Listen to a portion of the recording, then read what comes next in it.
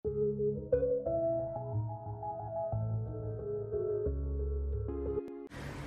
kembali lagi di Galeri Channel Galeri Investasi Gunadarma. Pada kesempatan kali ini kita akan membahas tentang bagaimana memilih dan membangun portofolio investasi di reksadana. Yuk kita mulai dulu dari definisi reksadana itu sendiri. Reksadana adalah wadah dan pola pengelolaan dana atau modal bagi sekumpulan investor untuk berinvestasi dalam instrumen-instrumen investasi yang tersedia di pasar modal dengan cara membeli unit penyertaan reksadana.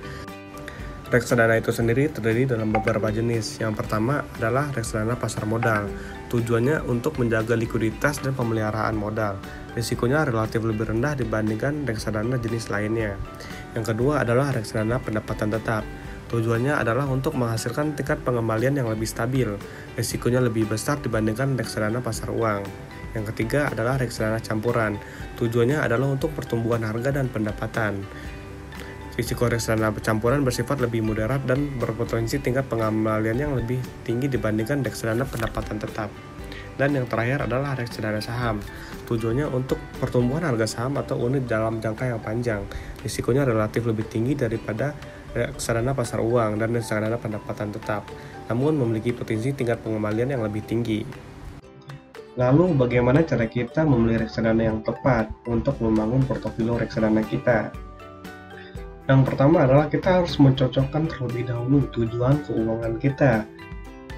Yang kedua adalah dengan memilih jenis reksadana yang akan kita pilih sesuai dengan profil risiko kita. Dan yang terakhir adalah kita harus mendefinisikan tujuan keuangan kita secara spesifik, yaitu kapan tujuan itu harus tercapai.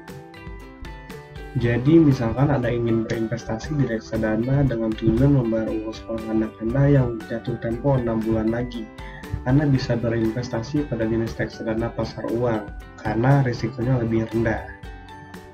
Lalu jika tujuan keuangannya antara 1-3 tahun, misalkan Anda mempunyai target untuk memulai DP rumah atau apartemen selama 3 tahun, jenis reksadana yang sesuai adalah reksadana pendapatan tetap karena mempunyai hasil tingkat pengembalian yang lebih stabil.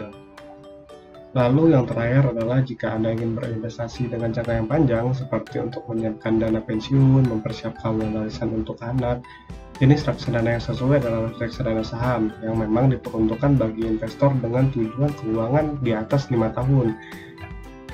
Selanjutnya kita akan membahas tentang investor high net worth individual dengan metode aset alokasi. Yang pertama adalah strategi investasi reksadana dengan alokasi aset. Investor dapat melakukan dengan 50% dana pada reksadana saham, 30% pada reksadana campuran, dan 20% pada reksadana pendapatan tetap.